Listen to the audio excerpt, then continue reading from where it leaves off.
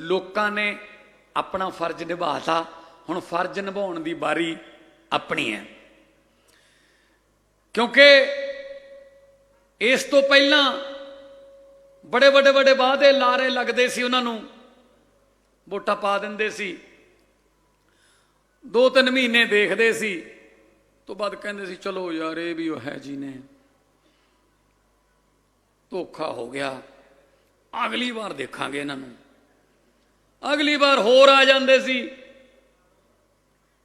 वो भी यही करते सी, बड़े धोखे खादे ने। इसे करके हुण लोग काले पे हुए ने कि छेती छेती कम बन जाण, पंजाब ठीक हो जाऊगा। मैं उन्हां दा काले पैण दा कारण जान सकदा, मैनूं पता है, क्योंकि सियाणे कहंदे आ दुध दा फुकिया लस्सी नूं भी फूका मार मार के पींदा है। पहलां धोखे बहुत हो गए, इस करके हुण उन्हां नूं इह है कि छेती छेती ये साडी जिहड़ी सरकार है वो ठीक करे, और असीं लगे भी होए हां, ठीक होण लग गया। हुण हौली हौली अज बूटे वंडे जा रहे हैं, आप इन्ने बूटे स्टेज ये अज तो 2 महीनों बाद तुसीं इन्हां बूटियां तो छां नहीं लभ सकदे। अज तो 2-3 महीनों बाद कोई फल भी नहीं लगना। बूटा पहलां जड़ां जमाऊगा, फिर वो वड्डा होऊगा, फिर वो छां देण लगूगा, फिर फल फुल देण लगूगा। जिहड़ा ईमानदारी वाला बूटा पंजाब दे विच आम आदमी पार्टी वाला बूटा जिहड़ा तुसीं लाया है, इस गल दा यकीन दिवाउंदा है वो बूटा कि छां फल ते फुल लगणगे पहिलां वालियां वांगू असीं। देखो फल नीवियां रुखां नूं लगदे, सिंबला तू मान ना करी। सो फल लगणगे, मेहनत का टाइम है, लोकां दे पक्ष च। मेरे सामने मेरे बहुत सारे साथी बैठे ने जिन्होंने मैं जानदा, उन्होंने भी जिम्मेवारियां मिलणगियां, वो भी हुण सरकार का हिस्सा बनणगे। आउण वाले दिनां दे विच तुहानूं भी जिम्मेवारियां मिलणगियां, क्योंकि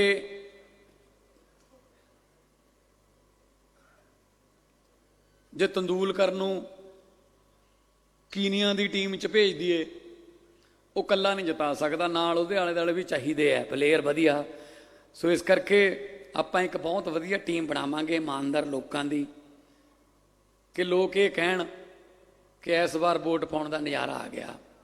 इस बार गल बनी है 15 अगस्त नूं 75 मुहल्ला क्लीनिक शानदार पंजाब नूं समर्पित कर दिते जाणगे। उस तो बाद बनी जाणगे। हो सकता 30 अगस्त तक 100 हो जाण। तुहाडे वड्डे पिंडां च मुहल्ला क्लीनिक, आम आदमी पार्टी क्लीनिक आउणगे। 90% बंदे वो क्लीनिक चों ही दवाई लैके ठीक होके घरें वापस चले जाणगे। उन्होंने वड्डे हस्पतालों च धक्के खाण की लोड़ नहीं पैनी, इन्ने शानदार ने वो। अज विद्यक संत कहाउण वाले, जिन्होंने उस जमाने च विद्या का दान बख्शिया, विश्व हिंदू काशी यूनिवर्सिटी का उद्घाटन किया, उस जमाने च संत बाबा अतर सिंह जी, अज उन्होंने चरण छो प्राप्त धरती मस्तूणा साहब विखे Sant Atar Singh medical college and sciences जिहड़ा उद्घाटन करके आया। कॉलेज, हस्पताल, स्पोर्ट्स का विच अरीना, और इहो जिहा डिजाइन है इंडिया दे विच हजे तक किसी हस्पताल या कॉलेज का इहो जिहा डिजाइन नहीं हैगा। तुसीं 31 मार्च 2023 तक वो तैयार हो जाऊगा, देखियो। ਮੈਨੂੰ ਪੱਤਰਕਾਰ ਪੁੱਛਣ ਲੱਗੇ, ਕਹਿੰਦੇ ਜੀ ਕਾਂਗਰਸੀ ਸੰਗਰੂਰ ਜ਼ਿਲ੍ਹੇ ਦੇ ਤੇ ਪਰਮਿੰਦਰ ਢੀਂਡਸਾ ਉਹਨਾਂ ਨੇ ਕਿਹਾ ਕਿ ਅਸੀਂ ਰਾਜਨੀਤੀ ਛੱਡ ਦਾਂਗੇ, ਇਹ ਤਿਆਰ ਨਹੀਂ ਹੋਣਾ ਇੰਨੀ ਤਰੀਕ ਤੱਕ। ਅਸਲ ਚੋਰ ਨੂੰ ਸਾਰੀ ਦੁਨੀਆ ਚੋਰਾਂ ਦੀ ਲੱਗਦੀ ਹੁੰਦੀ ਹੈ, ਸਾਧ ਨੂੰ ਸਾਧਾਂ ਦੀ ਲੱਗਦੀ ਹੁੰਦੀ ਹੈ। ਮੈਂ ਕਿਹਾ ਜੀ ਕੀ ਕਿਹਾ? ਕਹਿੰਦੇ ਕਾਂਗਰਸੀ ਤੇ ਪਰਮਿੰਦਰ ਢੀਂਡਸਾ ਕਹਿੰਦੇ ਅਸੀਂ ਰਾਜਨੀਤੀ ਛੱਡ ਦਾਂਗੇ, ਇਹ ਤਿਆਰ ਨਹੀਂ ਹੋਣਾ। ਮੈਂ ਕਿਹਾ ਉਹ ਤਾਂ ਬਾਅਦ ਦੀ ਗੱਲ ਹੈ, ਪਹਿਲਾਂ ਮੈਨੂੰ ਇਹ ਦੱਸੋ ਰਾਜਨੀਤੀ 'ਚ ਹੈਗੇ ਉਹ ਹਜੇ? ਘਰੇ ਤਾਂ ਬਿਠਾ ਤੇ ਲੋਕਾਂ ਨੇ, ਹਜੇ ਵੀ ਕਹਿੰਦੇ ਛੱਡ ਦਿਆਂਗੇ। ਰੱਸੀ ਜਲ ਗਈ, ਬਟ ਨਹੀਂ ਗਿਆ ਪਰ, ਕਿਉਂਕਿ ਇਹਨਾਂ ਨੇ ਕਦੇ ਕੋਈ ਇੰਨੀ ਛੇਤੀ ਚੀਜ਼ ਬਣਾਈ ਨਹੀਂ ਸੀ, ਇਸ ਕਰਕੇ ਇਹਨਾਂ ਨੂੰ ਆਦਤ ਨਹੀਂ ਹੈਗੀ। ਇਹਨਾਂ ਨੂੰ ਕੱਲੇ ਨੀਂਹ ਪੱਥਰ ਰੱਖਣੇ ਆਉਂਦੇ ਨੇ, ਤੇ ਉਹ ਨੀਂਹ ਪੱਥਰ ਸਿਰਫ ਝੋਟਿਆਂ ਦੇ ਜਾਂ ਅਵਾਰਾ ਪਸ਼ੂਆਂ ਦੇ ਖੁਰਕ ਕਰਨ ਦੇ ਕੰਮ ਆਉਂਦੇ ਨੇ। ਇਹਨਾਂ ਨੇ ਹੋਰ ਕੁਝ ਨਹੀਂ ਕੀਤਾ ਇਸ ਤੋਂ ਬਿਨਾਂ। ਤੇ ਤੁਸੀਂ ਇੱਧਰ ਨੂੰ ਜਾਇਆ ਕਰੋਗੇ ਜਦੋਂ ਮੱਥਾ ਟੇਕਣ ਮਸਤੂਆਣਾ ਸਾਹਿਬ ਨੂੰ, ਅੱਜ ਜਾਓਗੇ ਤਾਂ ਨਕਸ਼ਾ ਹੋਰ ਹੋਊਗਾ, ਅਗਲੇ ਦਿਨ ਜਾਓਗੇ ਤਾਂ ਉਹੀ ਕੰਧ ਹੋਰ ਉੱਚੀ ਚੱਕੀ ਹੋਊਗੀ। ਤੁਸੀਂ ਕਹੋਗੇ ਯਾਰ ਆਹ ਕੰਮ ਚੱਲ ਰਿਹਾ ਹੈ। ਇਹ ਉਹ ਕੰਮ ਨਹੀਂ ਹੈਗੇ ਪਹਿਲਾਂ ਵਾਲੇ ਵੀ ਕਹਿ ਗਏ ਮੁੜ ਕੇ ਬਣਿਆ ਹੀ ਕੱਖ ਨਹੀਂ। ਇਹ ਕੰਮ ਨਹੀਂ ਹੈਗੇ। 16 ਮੈਡੀਕਲ ਕਾਲਜ ਬਣਾਉਣੇ ਆ 5 ਸਾਲਾਂ 'ਚ, 9 ਸਾਡੇ ਕੋਲੇ ਹੈਗੇ ਨੇ, 25 ਹੋ ਜਾਣਗੇ। ਹਰੇਕ ਜ਼ਿਲ੍ਹੇ ਨੂੰ ਇੱਕ ਮੈਡੀਕਲ ਕਾਲਜ ਟੱਚ ਕਰੂਗਾ।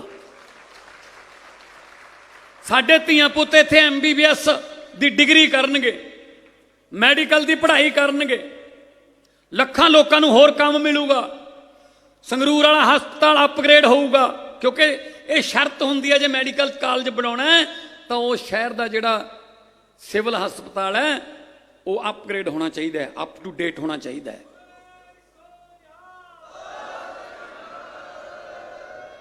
ਸੋ ਸ਼ੁਰੂਆਤ ਕੀਤੀ ਹੈ ਪਵਿੱਤਰ ਧਰਤੀ ਤੋਂ। ਸੋ ਵੀਰੋ ਹੁਣ ਫਲ ਫੁੱਲ ਲੱਗਣ ਲੱਗ ਗਏ, ਹੁਣ ਫਲ ਫੁੱਲ ਲੱਗਣ ਲੱਗ ਗਏ। ਉਹ ਕੀ ਕਹਿੰਦੇ ਨੇ, ਉਹ ਆਪਣਾ ਸੁਖਬੀਰ ਬਾਦਲ ਕੀ ਕਹਿੰਦਾ,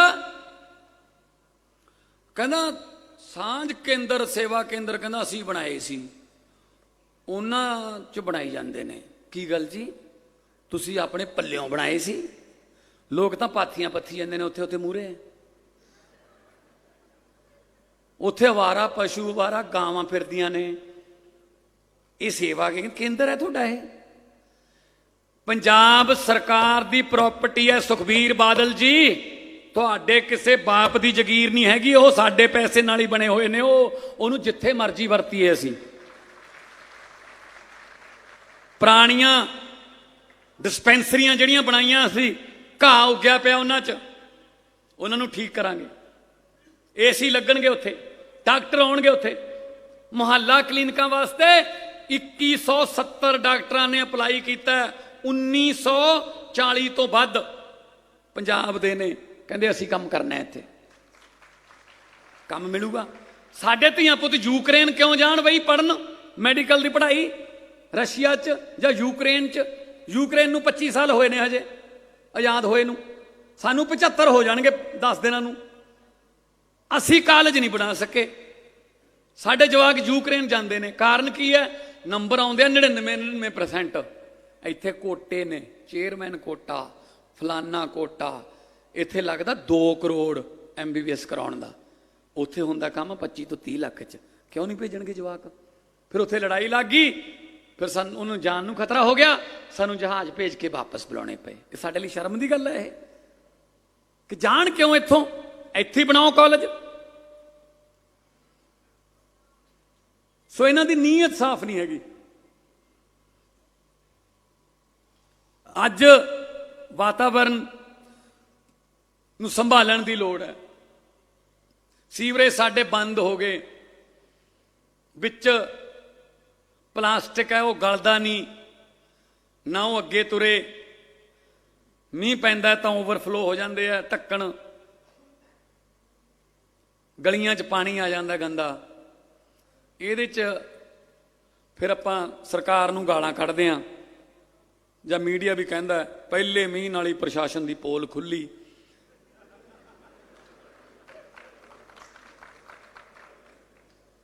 ਪ੍ਰੋਬਲਮ ਇਹ ਹੈ ਪੋਲ ਪੁਰਾਣੇ ਪ੍ਰਸ਼ਾਸਨ ਦੀ ਹੁੰਦੀ ਆ, ਉਹ ਖੁੱਲਦੀ ਕਿਸੇ ਨਵੇਂ ਪ੍ਰਸ਼ਾਸਨ ਵੇਲੇ ਆ ਉਹ। ਸੋ ਇਹਦੇ ਵਿੱਚ ਤੁਹਾਡੇ ਸਹਿਯੋਗ ਦੀ ਲੋੜ ਹੈ। ਆਪਾਂ ਪਲਾਸਟਿਕ ਦਾ ਜਿਹੜਾ ਸਮਾਨ ਹੈ ਉਹਨੂੰ ਵਰਤਣਾ ਬੰਦ ਕਰੀਏ। ਅੱਜ ਕੱਲ੍ਹ ਬਹੁਤ ਆ, ਤੁਸੀਂ ਇੱਥੇ ਦੇਖ ਕੇ ਜਾਇਓ, ਪ੍ਰਦਰਸ਼ਨੀ ਲੱਗੀ ਹੋਈ ਹੈ। ਅਚਾਰ, ਮੁਰੱਬੇ, ਉਹ ਜੜੀ ਬੂਟੀਆਂ ਚੋਂ ਲਿਆਂਦੇ ਹੋਏ ਕੰਢੀ ਦੇ ਖੇਤਰ ਚੋਂ, ਕਿਵੇਂ ਉਹਨਾਂ ਨੇ ਦਰਖਤਾਂ ਨੂੰ, ਕੁਦਰਤ ਨੇ ਆਪਾਂ ਨੂੰ ਸਭ ਕੁਝ ਦਿੱਤਾ ਹੈ, ਕਿਵੇਂ ਉਹਨਾਂ ਨੇ ਦਰਖਤਾਂ ਤੋਂ ਪੱਤੇ ਲੈ ਕੇ ਜੜੀ ਬੂਟੀਆਂ ਬਣਾਈਆਂ। ਇੱਥੇ ਐਗਜ਼ੀਬਿਸ਼ਨ ਲੱਗੀ ਹੋਈ ਹੈ। ਮੈਂ ਧੰਨਵਾਦ ਕਰਦਾ ਪ੍ਰਦੂਸ਼ਣ ਕੰਟਰੋਲ ਬੋਰਡ ਦੇ ਮਹਿਕਮੇ ਦਾ, ਜਿਨ੍ਹਾਂ ਦੇ ਸਾਰੇ ਅਫਸਰਾਂ ਨੇ ਬਹੁਤ ਮਿਹਨਤ ਕੀਤੀ ਹੈ। ਡੀਸੀ ਸਾਹਿਬ ਸੰਗਰੂਰ ਬਹੁਤ ਮਿਹਨਤ ਕੀਤੀ ਹੈ, ਕਿਉਂਕਿ ਇਹੋ ਜਿਹੇ ਫੰਕਸ਼ਨ ਕੱਲੀਆਂ ਫੋਟੋਆਂ ਖਿਚਾਉਣ ਵਾਸਤੇ ਨਹੀਂ ਹੁੰਦੇ, ਕੁਛ ਨਾ ਕੁਛ ਸਿੱਖ ਕੇ ਜਾਣਾ ਹੈ।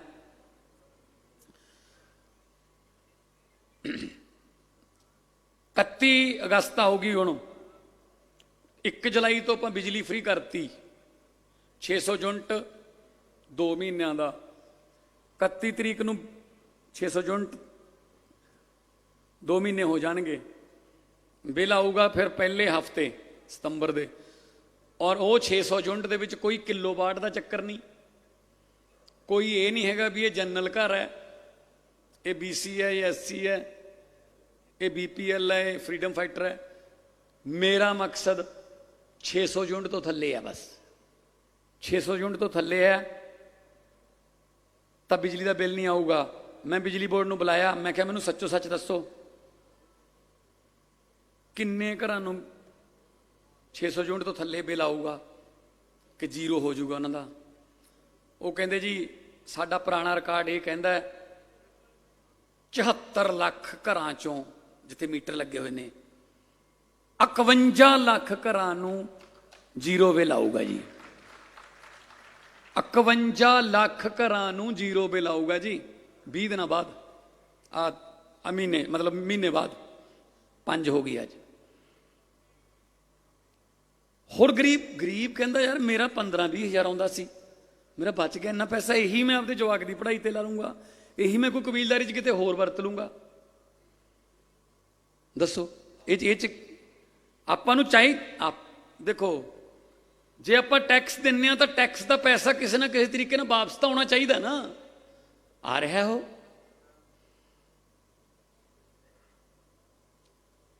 ਹੁਣ ਸ਼ੁਰੂ ਹੋਊਗਾ ਆਟਾ ਦਾਲ ਸਕੀਮ। ਕਣਕ ਲੈਣੀ ਆ ਕਣਕ ਲੈ ਲਿਓ, ਆਟਾ ਲੈਣਾ ਆਟਾ ਲੈ ਲਿਓ। ਪਿਸਾਈ ਦਾ ਖਰਚਾ ਸਰਕਾਰ ਦੇਊਗੀ, ਡੀਪੂ ਤੋਂ ਲਿਆਉਣਾ ਡੀਪੂ ਤੋਂ ਲਿਆਇਓ, ਘਰੇ ਮੰਗਾਉਣਾ ਘਰੇ ਮੰਗਾ ਲਿਓ। ਇੱਕ ਵੱਡੀ ਪ੍ਰਾਈਵੇਟ ਕੰਪਨੀ ਨਾਲ ਗੱਲ ਕੀਤੀ ਹੈ, ਕਾਰਾਂ ਉਹਨਾਂ ਦੀਆਂ ਹੋਣਗੀਆਂ, ਉਹ ਆਪਦੀ ਐਡਵਰਟਾਈਜ਼ਮੈਂਟ ਕਰਨਗੇ, ਬਸ ਆਪਾਂ ਤੋਂ ਕੁਝ ਨਹੀਂ ਲੈਂਦੇ। ਉਹ 'ਤੇ ਲਿਖਿਆ ਹੋਊਗਾ ਗਰੀਬਾਂ ਨੂੰ ਰਾਸ਼ਨ ਦੇਣ ਵਾਲੀ ਗੱਡੀ। ਤੇ ਜਦੋਂ ਉਹ ਗੱਡੀ 'ਚ ਪੈਕਿੰਗ ਹੋਈ ਹੋਊਗੀ ਤੇ ਜਦੋਂ ਇਹ ਗਰੀਬਾਂ ਨੂੰ ਰਾਸ਼ਨ ਦੇਣ ਵਾਲੀ ਗੱਡੀ ਐ ਦੋਨੇ ਪਾਸੇ ਲਿਖਿਆ ਹੋਊਗਾ, ਜਦੋਂ ਉਹ ਗੱਡੀ ਕਿਸੇ 911 ਵਾਲੇ ਘਰ ਦੇ ਮੂਹਰੇ ਖੜੀ, ਵੀ ਉਹਦੇ ਕੋਲੇ ਕਾਰਡ ਹੈ, ਬਈ ਉਹਦੇ ਕੋਲ ਕਾਰਡ ਬਣਾਇਆ ਹੋਇਆ, ਉਹਦੀ ਪਹਿਲਾਂ ਚੱਲਦੀ ਸੀ, ਉਹਨੇ ਚੰਨੀ ਤੋਂ ਬਣਾਇਆ, ਉਹਨੇ ਅਮਰਿੰਦਰ ਤੋਂ ਬਣਾਇਆ, ਉਹਨੇ ਸੁਖਬੀਰ ਤੋਂ ਬਣਾਇਆ। ਜਦੋਂ ਗੱਡੀ ਘਰੇ ਖੜੂਗੀ ਉਹਦੇ ਘਰ ਮੂਹਰੇ, ਬੈਲ ਮਾਰ ਕੇ ਕਵਾਂਗੇ ਸਰਦਾਰ ਜੀ ਗਰੀਬਾਂ ਵਾਲੀ ਗੱਡੀ ਆ ਗਈ, ਲੈ ਲਓ ਰਾਸ਼ਨ।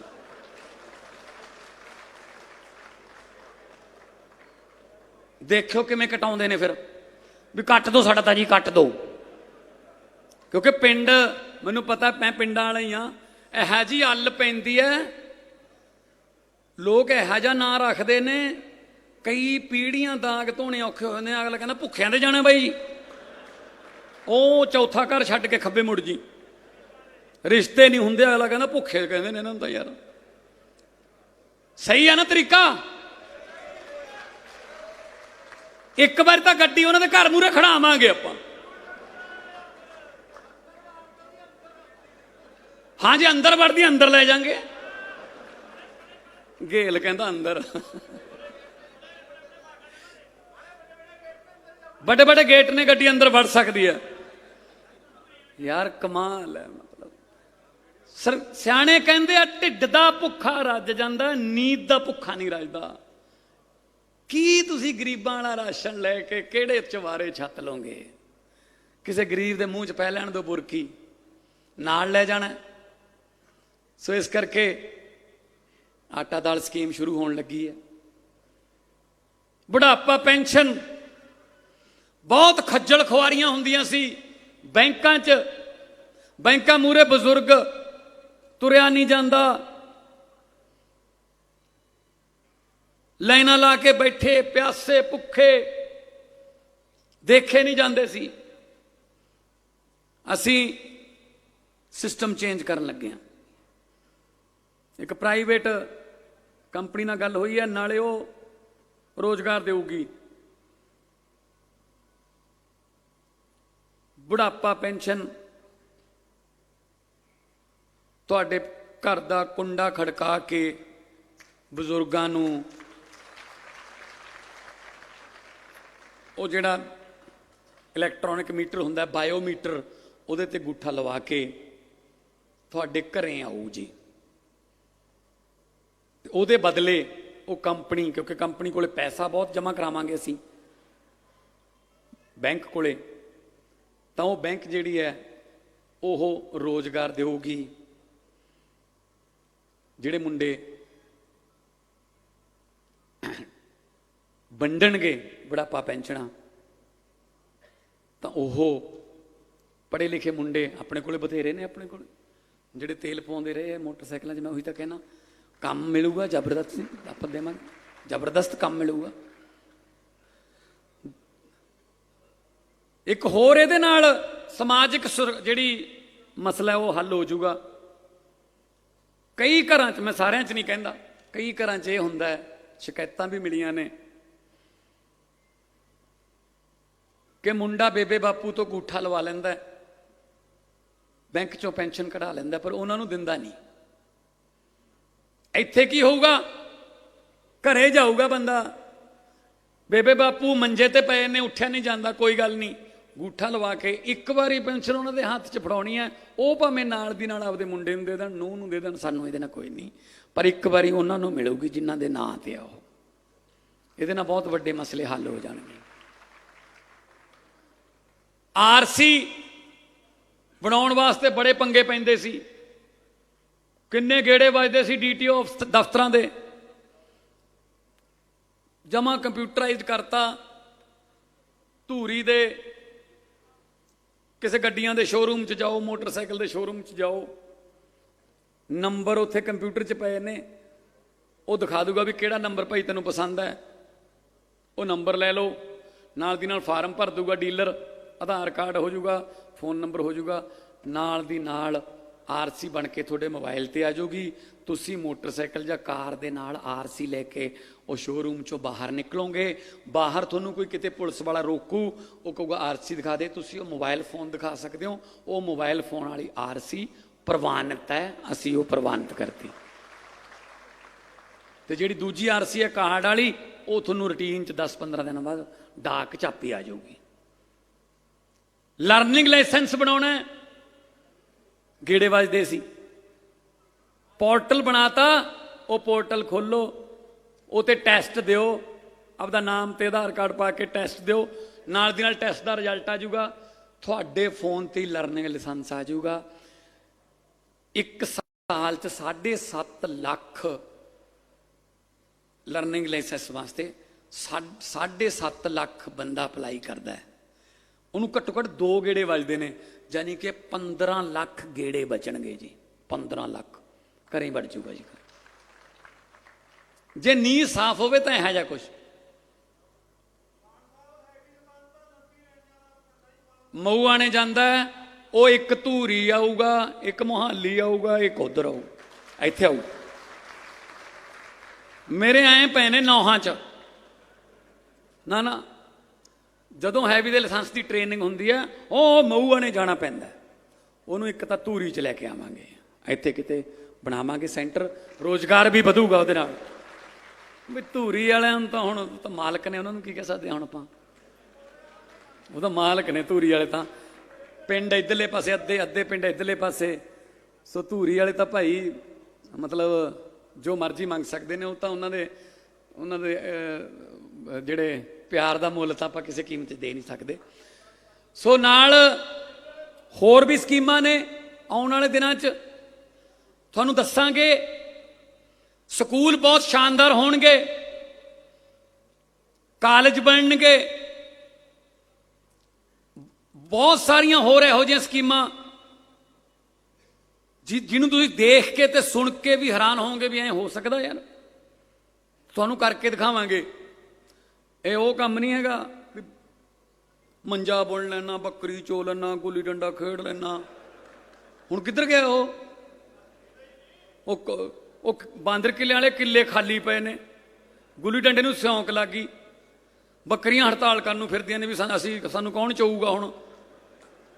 ਕਿੱਧਰ ਗਏ ਉਹ? ਭੱਜ ਹੀ ਗਏ ਲੋਕ। ਹੱਦ ਹੈ। ਮੁੱਖ ਮੰਤਰੀ ਦਾ ਕੈਂਡੀਡੇਟ ਨਹੀਂ ਲੱਭ ਰਿਹਾ ਕਾਂਗਰਸ ਨੂੰ। ਕਿੱਧਰ ਗਿਆ ਜੇ ਪੁੱਛੋ, ਮੈਨੂੰ ਨਹੀਂ ਪਤਾ ਜੀ ਕਿੱਧਰ ਗਿਆ। ਲਓ ਜੀ, ਕੋਈ ਕਾਰਨ ਨਹੀਂ ਹੋਊਗਾ ਨਾ ਭੱਜਣ ਦਾ। ਸੋ ਇਸ ਕਰਕੇ ਆਪਾਂ ਤੁਹਾਡੇ ਨਾਲ ਆ, ਤੁਹਾਡੇ ਵਰਗੇ ਆ। ਧੂਰੀ ਦੀਆਂ ਸਮੱਸਿਆਵਾਂ ਤੇ ਜੇ ਆਈਏ, ਧੂਰੀ ਸ਼ਹਿਰ ਦੀ ਵੀ ਬਹੁਤ ਵੱਡੀ ਸਮੱਸਿਆ ਹੈ, ਜਿਹੜੀ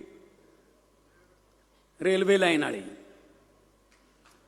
ਰੇਲਵੇ ਲਾਈਨ ਦੀ ਬਹੁਤ ਵੱਡੀ ਸਮੱਸਿਆ ਹੈ। ਅੱਧਾ ਸ਼ਹਿਰ ਵੰਡ ਦਿੰਦਾ, ਬੰਦ ਰਹਿੰਦਾ ਹੈ। ਇਹ ਤੇ 15 ਕਰੋੜ ਰੁਪਇਆ ਲੱਗੂਗਾ ਜੀ। ਅਸੀਂ ਓਵਰ ਬ੍ਰਿਜ ਬਣਾਵਾਂਗੇ ਰੇਲਵੇ ਤੇ। ਕੁਝ ਦੁਕਾਨਦਾਰ ਪ੍ਰਭਾਵਿਤ ਹੋਣਗੇ, ਉਹਨਾਂ ਨਾਲ ਗੱਲ ਕਰਕੇ ਉਹਨਾਂ ਨੂੰ ਰੀਲੋਕੇਟ ਕਰ ਦਾਂਗੇ। ਅਸੀਂ ਕਿਸੇ ਦਾ ਰੁਜ਼ਗਾਰ ਨਹੀਂ ਖੋਣਾ। 15 ਕਰੋੜ ਰੁਪਈਆ ਜਿਹੜਾ ਮੈਂ ਓਵਰ ਬ੍ਰਿਜ ਵਾਸਤੇ ਅੱਜ ਅਨਾਉਂਸ ਕਰਨ ਲੱਗਿਆ। ਤੇ ਧੂਰੀ ਦਾ ਜਿਹੜਾ ਸੀਵਰੇਜ ਹੈ ਸਿਸਟਮ ਸਾਰਾ ਬੰਦ ਹੋ ਗਿਆ, ਓਵਰਫਲੋ ਹੋ ਜਾਂਦਾ, ਗਲੀਆਂ 'ਚ ਫਿਰਦਾ। ਉਹ ਸਾਰੇ ਸੀਵਰੇਜ ਸਿਸਟਮ ਨੂੰ ਬਿਲਕੁਲ ਨਵੇਂ ਤਰੀਕੇ ਨਾਲ ਪਾਉਣ ਵਾਸਤੇ 13 ਕਰੋੜ ਰੁਪਏ ਦਾ ਪ੍ਰੋਜੈਕਟ ਹੈ, ਉਹ ਵੀ ਤੁਹਾਨੂੰ ਅੱਜ ਮਨਜ਼ੂਰ ਕਰਨ ਲੱਗਿਆ ਜੀ। ਉਧਰ ਲਾਈਨ ਦੇ ਪਰਲੇ ਪਾਸੇ ਕੋਈ ਪਾਰਕ ਨਹੀਂ ਹੈਗਾ, ਬਿਜਲੀ ਬੋਰਡ ਦੀ ਜਗ੍ਹਾ ਉੱਥੇ ਪਈ ਹੈ। ਉੱਥੇ 3-4 ਏਕੜ ਬਿਜਲੀ ਬੋਰਡ ਨਾਲ ਗੱਲ ਕਰਕੇ ਅਸੀਂ ਲੈ ਲਾਂਗੇ 2 ਕਰੋੜ ਰੁਪਏ ਦਾ ਬਹੁਤ ਹੀ ਸ਼ਾਨਦਾਰ ਪਾਰਕ ਜਿਹੜਾ ਹੈ ਉਹ ਧੂਰੀ ਦੇ ਪਰਲੇ ਪਾਸੇ, ਲਾਈਨ ਦੇ ਪਰਲੇ ਪਾਸੇ ਉਹ ਤਾਂ ਪਾਰਕ ਬਣਾਵਾਂਗੇ। ਇਸ ਤੋਂ ਇਲਾਵਾ ਇੱਕ ਬੈਡਮਿੰਟਨ ਦਾ ਕੋਰਟ ਹੈ, ਮੈਂ ਹੀ ਪੈਸੇ ਦਿੱਤੇ ਸੀ ਐਮਪੀ ਵੇਲੇ। ਬੈਡਮਿੰਟਨ ਦਾ ਕੰਪਲੈਕਸ, ਉੱਥੇ 12 ਬੱਚੇ ਖੇਡ ਸਕਦੇ ਨੇ। ਉਹਨੂੰ ਵਧਾ ਕੇ 70 ਬੱਚਿਆਂ ਦੀ ਕੈਪੈਸਿਟੀ ਦਾ ਕਰਾਂਗੇ, ਤਾਂ ਕਿ ਸਾਡੇ ਬੱਚੇ ਜਿਹੜੇ ਨੇ ਖੇਡ ਸਕਣ ਤੇ ਮੱਲਾ ਮਾਰ ਸਕਣ ਅੱਗੇ ਆਉਣ ਵਾਲੇ ਦਿਨਾਂ 'ਚ, ਆਉਣ ਵਾਲੇ ਖੇਡਾਂ 'ਚ, ਵੱਡੇ ਵੱਡੇ ਟੂਰਨਾਮੈਂਟਾਂ 'ਚ। ਬਾਕੀ ਪਿੰਡਾਂ ਦੀ ਗੱਲ, ਧੂਰੀ ਦੇ ਅੱਧੇ ਪਿੰਡ ਇੱਧਰ ਨੇ, ਅੱਧੇ ਇੱਧਰ ਨੇ। ਪਿੰਡਾਂ ਦੇ ਵਿੱਚ ਸੜਕਾਂ ਦੀ ਪ੍ਰੋਬਲਮ ਹੈ, ਗੰਦੇ ਟੋਬਿਆਂ ਦੀ ਪ੍ਰੋਬਲਮ ਹੈ, ਔਰ ਸਭ ਤੋਂ ਵੱਡੀ ਪ੍ਰੋਬਲਮ ਕੀ ਹੈ? ਬੱਸਾਂ ਹੀ ਨਹੀਂ ਜਾਂਦੀਆਂ। ਪੁਰਾਣੇ ਰੂਟ ਹੀ ਬੰਦ ਹੋ ਗਏ। ਜੇ 10ਵੀਂ ਦਾ ਸਕੂਲ 5 ਕਿਲੋਮੀਟਰ ਤੇ ਹੈ, ਆਪਦੇ ਪਿੰਡ 8ਵੀਂ ਦਾ, 8ਵੀਂ ਤੋਂ 10ਵੀਂ ਕਰਨ ਵਾਸਤੇ ਖਾਸ ਤੌਰ ਤੇ ਕੁੜੀਆਂ ਨੂੰ ਮਾਪੇ ਭੇਜਦੇ ਨਹੀਂ ਹੈਗੇ, ਕਿਉਂਕਿ ਜ਼ਮਾਨਾ ਤੁਹਾਨੂੰ ਪਤਾ ਮਾੜਾ ਹੈ। ਉਹ ਕਿਸੇ ਨਾ ਕਿਸੇ ਨੂੰ ਹੱਥ ਦਿੰਦੀਆਂ, ਟਰਾਲੀਆਂ ਤੇ ਲਟਕਦੀਆਂ ਵਿਚਾਰੀਆਂ। ਸੋ ਇਹ ਕਿੰਨੀਆਂ ਕੁੜੀਆਂ, ਹੁਸ਼ਿਆਰ ਕੁੜੀਆਂ ਜਿਹੜੀਆਂ ਪਹਿਲੇ ਨੰਬਰ ਤੇ ਪੰਜਾਬ 'ਚੋਂ ਆ ਸਕਦੀਆਂ ਸੀ, ਉਹਨਾਂ ਨੂੰ ਮਤਲਬ ਪੜ੍ਹਾਈ ਤੋਂ ਵਾਂਝੇ ਰਹਿਣਾ ਪੈ ਜਾਂਦਾ। ਜਿੰਨੇ ਪੁਰਾਣੇ ਬੱਸਾਂ ਦੇ ਰੂਟ ਚੱਲਦੇ ਸੀ, ਚਾਹੇ ਮਿੰਨੀਆਂ ਨਾਲ ਚਲਾਈਏ, ਚਾਹੇ ਜਿਵੇਂ ਮਰਜ਼ੀ ਚਲਾਈਏ, ਹਰੇਕ ਪਿੰਡ ਨੂੰ ਬੱਸ 2 ਵਾਰੀ ਘੱਟੋ ਘੱਟ 2 ਟਾਈਮ ਹਰੇਕ ਪਿੰਡ 'ਚ ਬੱਸ ਆਵੇ। ਤੇ ਜੇ ਕਾਲਜਾਂ ਜਾਂ ਸਕੂਲਾਂ ਵਾਸਤੇ ਸਪੈਸ਼ਲ ਬੱਸਾਂ ਲਾਉਣੀਆਂ ਪਈਆਂ, ਉਹ ਵੀ ਲਾਵਾਂਗੇ। ਪਰ ਕੋਈ ਪੜ੍ਹਾਈ ਵੱਲੋਂ ਵਾਂਝਾ ਨਹੀਂ ਰਹਿਣ ਦੇਣਾ, ਨਾ ਫੀਸ ਵਾਲੇ ਪਾਸਿਓਂ ਤੇ ਨਾ ਵੈਨ ਵਾਲੇ ਪਾਸਿਓਂ। ਇਹ ਸਾਰੇ ਜਿਹੜੇ ਮੈਂ ਤਜਰਬੇ ਨੇ ਇਹ ਧੂਰੀ ਕਰੂੰਗਾ। ਧੂਰੀ ਤੋਂ ਕਾਮਯਾਬ ਹੋਣਗੇ ਸਾਰੇ ਪੰਜਾਬ 'ਚ ਕਰੂੰਗਾ। ਨਹਿਰੀ ਪਾਣੀ ਦਾ ਕਰਾਂਗੇ ਜੀ ਡਾਕਟਰ ਸਾਹਿਬ, ਡਾਕਟਰ ਸਾਹਿਬ ਕਰਾਂਗੇ। ਤੁਸੀਂ ਤਾਂ ਐਂ ਕਰਦੇ ਹੋ ਜਿਵੇਂ ਮਹੀਨੇ ਬਾਅਦ ਸਰਕਾਰ ਟੁੱਟਣ ਵਾਲੀ ਹੋਵੇ। ਖੜ ਜਾਓ। ਨਹਿਰੀ ਪਾਣੀ, ਸੂਏ, ਕੱਸੀਆਂ ਸਭ ਪੁਰਾਣਾ ਹੋ ਗਿਆ ਸਿਸਟਮ, ਨਵਾਂ ਬਣਾਵਾਂਗੇ। ਨਵਾਂ ਬਣਾਵਾਂਗੇ। ਐਵੇਂ ਕਾਲੀ 'ਚ ਮੈਥੋਂ ਫੇਰ ਕੰਮ ਕਰਾ ਲਓਗੇ, ਫੇਰ ਕਹਿਣਗੇ ਪਹਿਲੇ ਪਾਣੀ ਨਾਲ ਹੀ ਪ੍ਰਸ਼ਾਸਨ ਦੀ ਪੋਲ ਖੁੱਲੀ। ਹਾਂ, ਸਾਰੀਆਂ ਨਹਿਰਾਂ ਨਵੇਂ ਤਰੀਕੇ ਨਾਲ ਬਣਾਉਣੀਆਂ। ਸੈਂਟਰ ਨਾਲ ਗੱਲ ਹੋ ਰਹੀ ਹੈ, ਸੈਂਟਰ ਨਾਲ ਗੱਲ ਚੱਲ ਰਹੀ ਹੈ। ਸੂਏ ਕੱਸੀਆਂ ਬੰਦ ਹੋ ਗਏ, ਉਹ ਸਾਫ਼ ਕਰਕੇ, ਇਸ ਤੋਂ ਇਲਾਵਾ ਕੱਸੀਆਂ ਜਿਹੜੀਆਂ ਨੇ ਨਾ, ਉਹਨਾਂ ਦੀ ਥਾਂ ਤੇ ਬਹੁਤ ਸੋਹਣੀਆਂ ਪਾਈਪਾਂ ਪਾਵਾਂਗੇ। ਜਿੱਥੇ ਪਹਿਲਾਂ ਫੱਟਾ ਲੱਗਿਆ ਹੁੰਦਾ ਸੀ ਉੱਥੇ ਇੱਕ ਪੁਆਇੰਟ ਛੱਡ ਦਾਂਗੇ, ਤਾਂ ਕਿ ਪਾਣੀ ਜਿਹੜਾ ਉਹਨਾਂ ਨੂੰ ਪ੍ਰੋਪਰ ਮਿਲੇ। ਤੇ ਸੂਏ ਕੱਸੀਆਂ ਨਹਿਰਾਂ ਜਿਹੜੀਆਂ ਨਵੀਆਂ ਬਣਨਗੀਆਂ ਉਹਨਾਂ ਦੇ ਵਿੱਚ ਵਿਚਾਲੋਂ ਉਹਨਾਂ ਨੂੰ ਕੱਚੀਆਂ ਛੱਡਾਂਗੇ, ਤਾਂ ਕਿ ਪਾਣੀ ਥੋੜ੍ਹਾ ਜਿਹਾ ਥੱਲੇ ਵੀ ਜਾਵੇ, ਸਿਮੇ। ਠੀਕ ਹੈ ਨਾ। ਹੁਣ ਤਾਂ ਮੋਮ ਵੀ ਪਾਉਣ ਲੱਗ ਗਏ ਵੀ ਜਮਾਂ ਤੁਪਕਾ ਵੀ ਨਾ ਥੱਲੇ ਜਾਵੇ। ਸੋ ਅਸੀਂ ਬਹੁਤ ਵੱਡੀਆਂ ਕੰਪਨੀਆਂ ਨਾਲ ਗੱਲ ਕਰ ਰਹੇ ਹਾਂ, ਤਾਂ ਕਿ ਪਾਣੀ ਨੂੰ ਧਰਤੀ ਦੇ ਵਿੱਚ ਰੀਚਾਰਜ ਕਰ ਸਕੀਏ। ਮੀਂਹ ਦਾ ਪਾਣੀ ਬਚਾ ਕੇ ਉਹਨੂੰ ਰੀਚਾਰਜ ਕਰੀਏ, ਫਸਲਾਂ ਨੂੰ ਬਦਲ ਕੇ, ਤੇ ਆਪਾਂ ਜਿਹੜਾ ਪਾਣੀ ਦਾ ਉੱਪਰ ਪੱਧਰ ਲੈ ਕੇ ਆਈਏ। ਧੂਰੀ ਦਾ ਇਲਾਕਾ ਹੈ, ਗੰਨੇ ਦਾ ਇਲਾਕਾ ਹੈ। ਮੈਂ ਗੱਲ ਤੁਹਾਨੂੰ ਦੱਸਣੀ ਚਾਹੁੰਦਾ, 294.98 ਕਰੋੜ ਰੁਪਈਆ ਸਰਕਾਰ ਦਾ ਖੜਾ ਸੀ ਕਿਸਾਨਾਂ ਵੱਲ। ਖੜਾ ਕਈ ਸਾਲ ਦਾ ਸੀ, ਪਰ ਅਸੀਂ ਮਾਨਯੋਗ ਵਿੱਤ ਮੰਤਰੀ ਇੱਥੇ ਬੈਠੇ ਨੇ, ਮਹਿਕਮਾ ਕੋਆਪਰੇਟਿਵ ਮਹਿਕਮਾ ਇਹਨਾਂ ਕੋਲ ਹੈ, ਕੋਆਪਰੇਸ਼ਨ ਦਾ ਮਹਿਕਮਾ ਇਹਨਾਂ ਕੋਲ ਹੈ। ਅਸੀਂ 100 ਕਰੋੜ ਰੁਪਈਆ ਤਾਂ ਪਾਤਾ ਗੰਨੇ ਵਾਲੇ ਜਿਹੜੇ ਉਤਪਾਦਕ ਨੇ ਉਹਨਾਂ ਦੇ ਖਾਤਿਆਂ 'ਚ। 15 ਅਗਸਤ ਨੂੰ 100 ਕਰੋੜ ਹੋਰ ਪੈ ਜਾਊਗਾ, ਤੇ ਬਾਕੀ ਰਹਿੰਦਾ 94.98 ਕਰੋੜ 7 ਸਤੰਬਰ ਨੂੰ ਉਹ ਵੀ ਪੈ ਜਾਊਗਾ। ਸਰਕਾਰ ਦੀ ਦੇਣਦਾਰੀ ਜ਼ੀਰੋ ਹੋ ਜਾਊਗੀ ਜੀ ਗੰਨੇ ਵਾਲਿਆਂ ਪ੍ਰਤੀ, ਸਰਕਾਰੀ। ਹੁਣ ਆ ਜਾਓ ਪ੍ਰਾਈਵੇਟ ਵੱਲ। 150 ਕਰੋੜ ਪ੍ਰਾਈਵੇਟ ਦਾ ਜੀ। ਬਾਕੀ ਸਾਰੀਆਂ ਮਿੱਲਾਂ ਨਾਲ ਗੱਲ ਹੋ ਗਈ, 7 ਸਤੰਬਰ ਤੋਂ ਪਹਿਲਾਂ ਉਹ ਵੀ ਨਿਬੜ ਜੂ। ਆ ਕੱਲ੍ਹ ਹੀ ਹਜੇ 2.5 ਕਰੋੜ ਇਹਨਾਂ ਨੇ ਪਾਇਆ ਧੂਰੀ ਵਾਲਿਆਂ ਨੇ, ਤੇ ਇਹਨਾਂ ਦਾ ਜਿੰਨਾ ਵੀ ਰਹਿੰਦਾ 7 ਸਤੰਬਰ ਤੋਂ ਪਹਿਲਾਂ ਉਹ ਪੈਸੇ ਆ ਜਾਣਗੇ। ਸਿਰਫ ਇੱਕ ਮਿੱਲ ਫਗਵਾੜੇ ਵਾਲੀ, ਜਿਹਨੂੰ ਛੱਡ ਕੇ ਉਹ ਭੱਜ ਗਏ ਇੰਗਲੈਂਡ, ਉਹਦਾ 72 ਕਰੋੜ ਰੁਪਈਆ ਰਹਿੰਦਾ ਵੀਰੋ। 72 ਕਰੋੜ ਚੋਂ 20 ਕਰੋੜ ਦੀ ਉਹਨਾਂ ਦੀ ਜ਼ਮੀਨ ਹੈ ਸਾਡੇ ਕੋਲੇ ਫਤਿਆਬਾਦ 'ਚ, ਉਹ ਵੇਚ ਦਾਂਗੇ। ਰਹਿ ਗਿਆ 52 ਕਰੋੜ। 8 ਕਰੋੜ ਰੁਪਏ ਦੀ ਉਹਨਾਂ ਕੋਲੇ ਖੰਡ ਪਈ ਹੈ, ਉਹ ਵੀ ਵੇਚ ਦਾਂਗੇ। ਰਹਿ ਗਿਆ 44 ਕਰੋੜ। 44 ਕਰੋੜ ਦਾ ਝਗੜਾ ਰਹਿੰਦਾ, ਉਹ ਅਸੀਂ ਸੈਂਟਰ ਨਾਲ ਗੱਲ ਕਰਕੇ ਉਹਨਾਂ ਨੂੰ ਭਾਵੇਂ ਜਿਵੇਂ ਮਰਜ਼ੀ ਬੁਲਾਈਏ, ਉਹਨਾਂ ਦਾ ਨੋਟਿਸ ਜਾਰੀ ਕਰਕੇ ਹੋਰ ਕੋਈ ਪੈਸਾ ਗੰਨੇ ਦੇ ਬੀਜਣ ਵਾਲੇ ਕਿਸਾਨਾਂ ਦਾ ਨਹੀਂ ਰਹੂਗਾ। ਭਵਿੱਖ ਦੇ ਵਿੱਚ ਵੀ ਇਹੋ ਜਿਹੀ ਕੋਸ਼ਿਸ਼ ਕੀਤੀ ਜਾਊਗੀ ਕਿ ਟਰਾਲੀ ਜਦੋਂ ਲਾ ਕੇ ਉਹ ਮਿੱਲ 'ਚ ਆਉਣ, ਉਦੋਂ 14 ਦਿਨ ਤੋਂ ਪਹਿਲਾਂ ਯਾਨੀ ਕਿ ਅਗਲੀ ਟਰਾਲੀ ਭਰਨ ਤੋਂ ਪਹਿਲਾਂ ਉਹਨਾਂ ਨੂੰ ਪੈਸੇ ਮਿਲ ਜਾਣ, ਤਾਂ ਗੰਨੇ ਦਾ ਜਿਹੜਾ ਕਿਸਾਨ ਹੈ ਉਹ ਬਚੂਗਾ। ਕਿਉਂਕਿ ਗੰਨਾ ਸਾਲ ਦੀ ਇੱਕੋ ਹੀ ਫਸਲ ਹੈ, ਜੇ ਉਹਦੇ ਵੀ ਪੈਸੇ ਨਾ ਮਿਲਣ ਤਾਂ ਫਿਰ ਉਹ ਕਿਤੇ ਨਾ ਕਿਤੇ ਝੋਨੇ ਵੱਲ ਜਾਂ ਕਿਤੇ ਹੋਰ ਜਾਊਗਾ, ਫਿਰ ਉਹੀ ਬਿਜਲੀ ਦਾ ਖਰਚਾ ਤੇ ਪਾਣੀ ਦਾ ਉਹ ਚੱਲੂਗਾ। ਸੋ ਇਸ ਕਰਕੇ ਫਸਲਾਂ ਨੂੰ ਬਚਾਉਣ ਦੀ ਬਦਲਾਉਣ ਦੀ ਅਸੀਂ ਸਕੀਮ ਜਿਹੜੀ ਹੈ ਉਹ ਚਲਾ ਰਹੇ ਹਾਂ। ਤੇ ਬਾਕੀ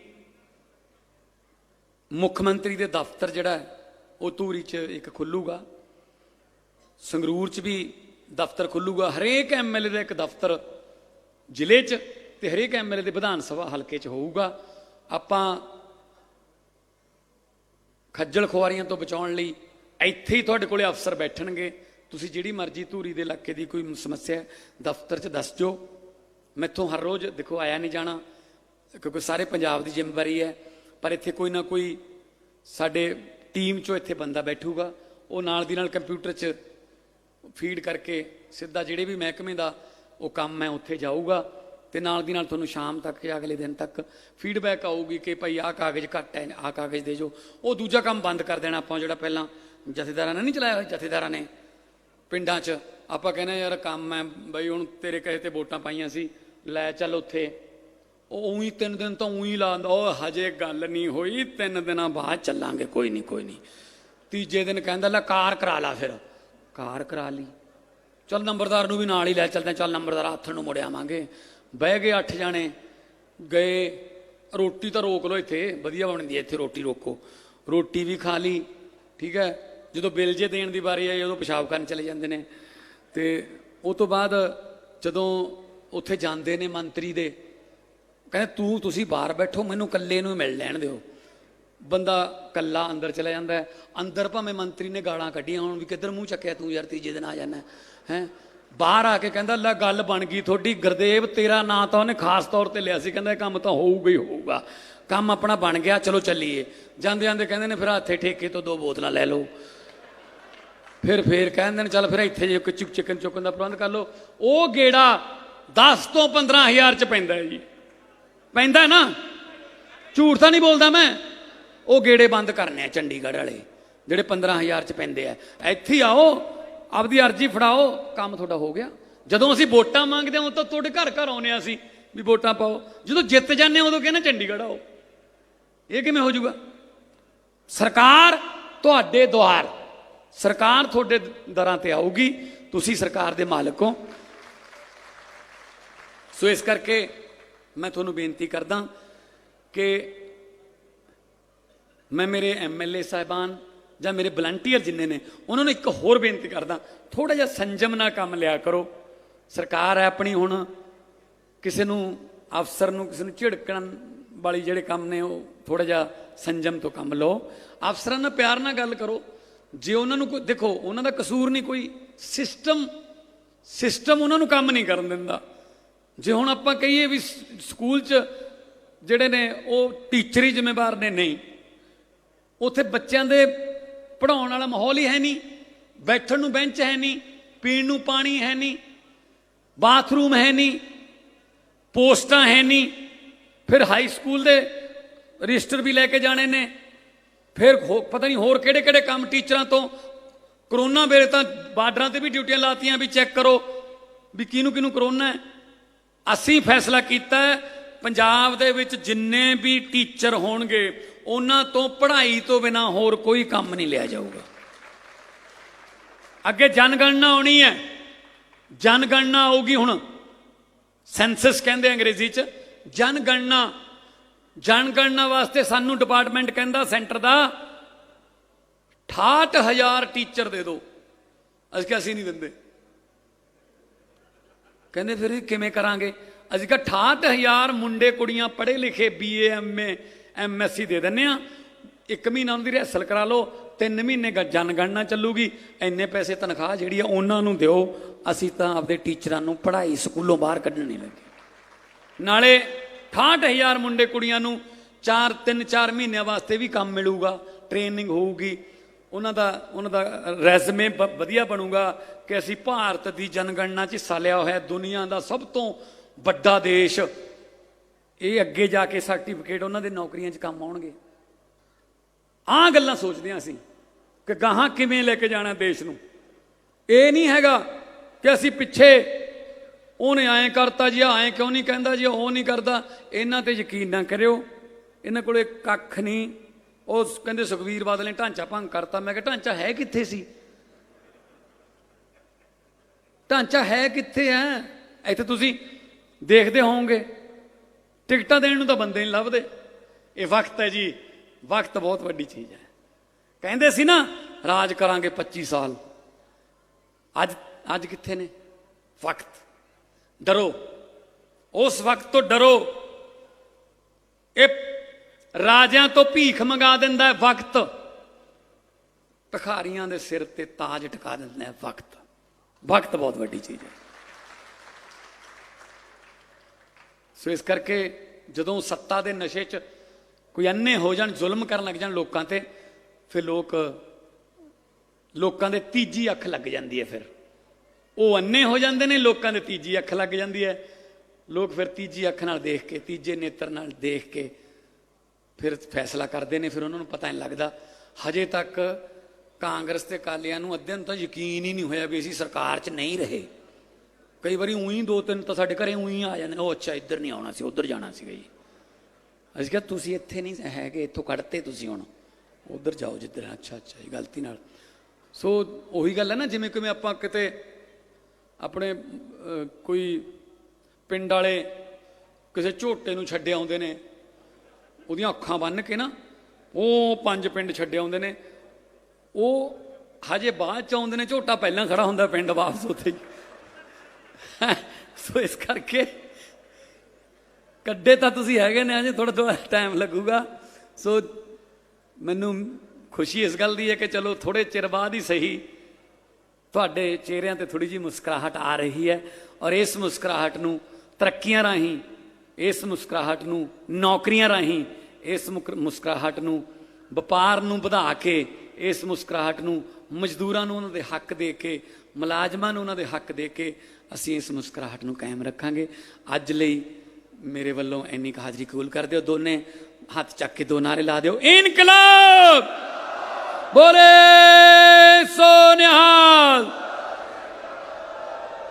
ਵਾਹਿਗੁਰੂ ਜੀ ਕਾ ਖਾਲਸਾ, ਵਾਹਿਗੁਰੂ ਜੀ ਕੀ ਫਤਿਹ। ਹੌਲੀ ਜਾਇਓ, ਹੌਲੀ ਜਾਇਓ, ਆਰਾਮ ਨਾਲ ਜਾਇਓ। ਬਹੁਤ ਬਹੁਤ ਧੰਨਵਾਦ, ਮਿਲਦੇ ਰਵਾਂਗੇ। ਬਹੁਤ ਬਹੁਤ ਮਿਹਰਬਾਨੀ। ਧੂਰੀ ਜਿੰਦਾਬਾਦ।